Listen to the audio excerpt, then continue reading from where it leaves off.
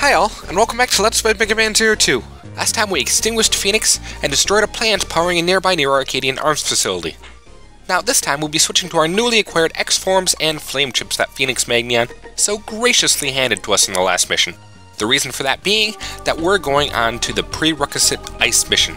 Yes, like all Mega Man games, this has an ice mission, and for it we'll be going way down south to Antarctica to sabotage a computer zone. These teleportation facilities are really quite advanced.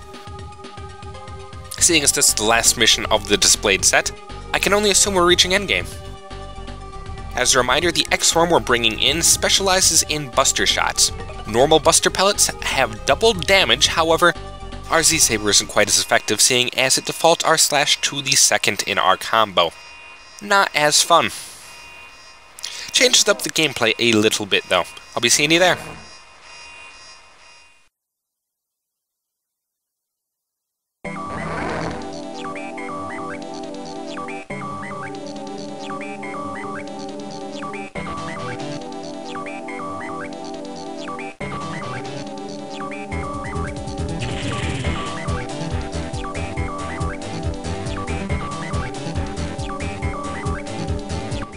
And we're back outside.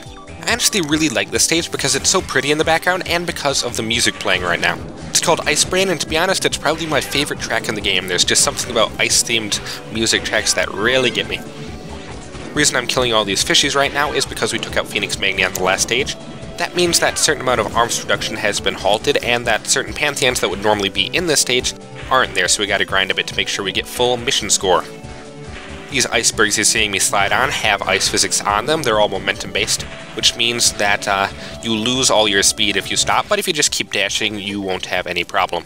They're just there to make your life harder for getting a Cyber Elf and a 1-up coming up.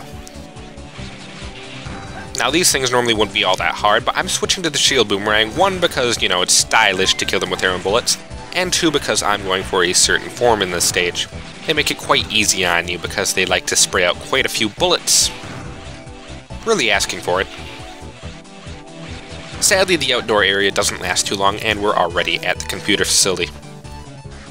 These leaky pipes you're seeing here are also ice physic infested. You'll slide this way and that, and it makes dodging some of these enemies very, very hard. Also making it hard is that those vents leak coolant, and should they hit zero, you'll be frozen for a brief bit.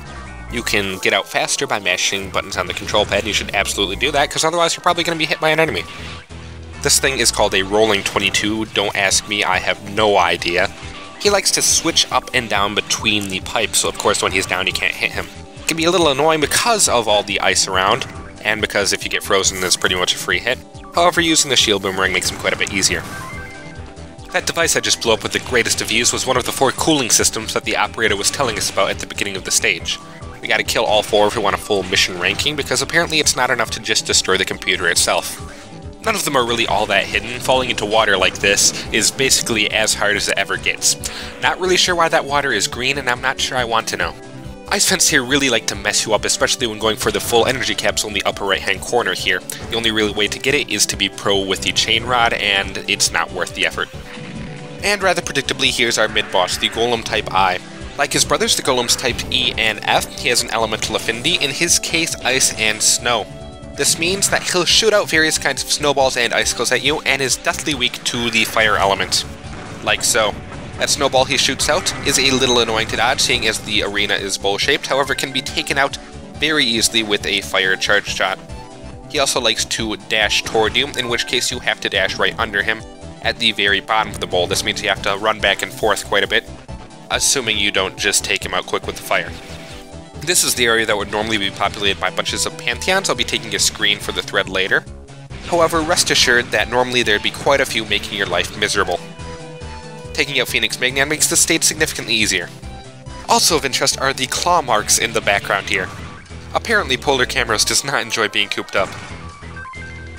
That Cyber Elf is actually kind of semi-missable, seeing as if you fall down you cannot get back up to obtain it, and you'll have to come back to the stage at a later date.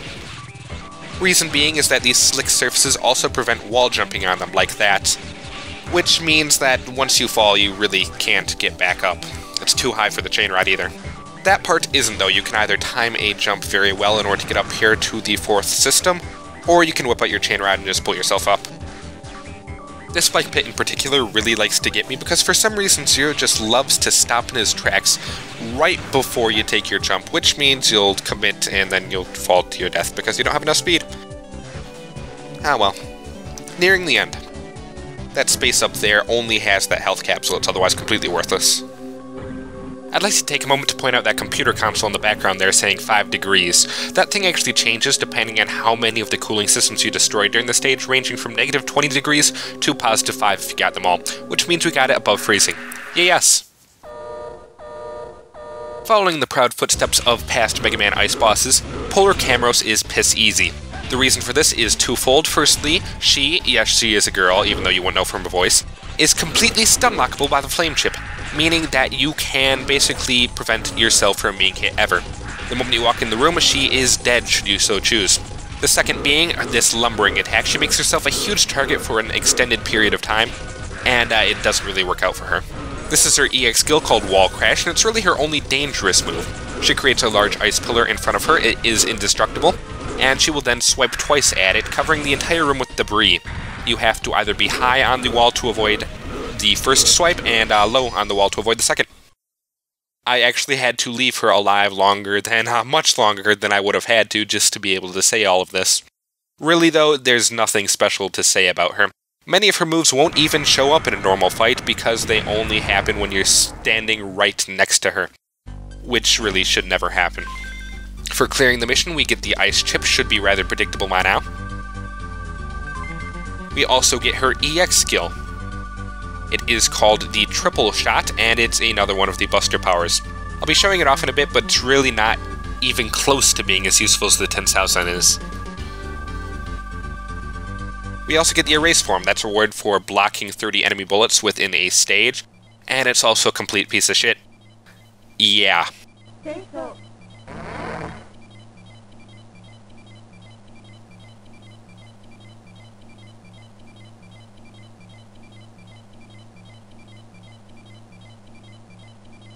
And with the end of our last mission comes the end of the mission area music. It sounds really odd here without any kind of background music. Now, about that erase form we just got. See, the stats are actually fairly decent. As you'll be seeing, it has a 3-star defense rating and a 2-star or average everything else, which seems good on paper, except for a few things. For one, your saber is defaulted to the second step in this combo, much like the X form.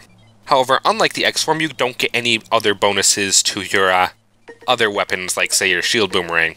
Also of note is that it allows you to erase enemy pellets by slashing at them. Problem there is, enemy pellets generally come in groups of 3, which means you'll usually only get 2 of them and then get hurt by the 3rd. It also causes your shield boomerang to erase things, which is worse than useless because reflecting them was your main method of damage dealing when defending with the shield boomerang. And by erasing the bullets, you're effectively negating that damage output. It's really not good at all. I also used the triple shot back there, however it doesn't really look all that different from a normal shot. See, the thing is, the triple shot only slightly changes the look of your buster shot until it hits an enemy, at which point it splits into 3 small little needles, which then spread apart at about 30-degree angles to get a wider range of attack. It's kind of useful, but it's only usable when you have the ice chip, so it won't be seeing much use. I'll also be using the erase form because, you know, I can't really have a choice. That's the parameters I set for myself. Also, here's the 10,000 showing its worth. Yeah, Polar Camrose is really no threat whatsoever. I'll be seeing you next time. Thanks for watching!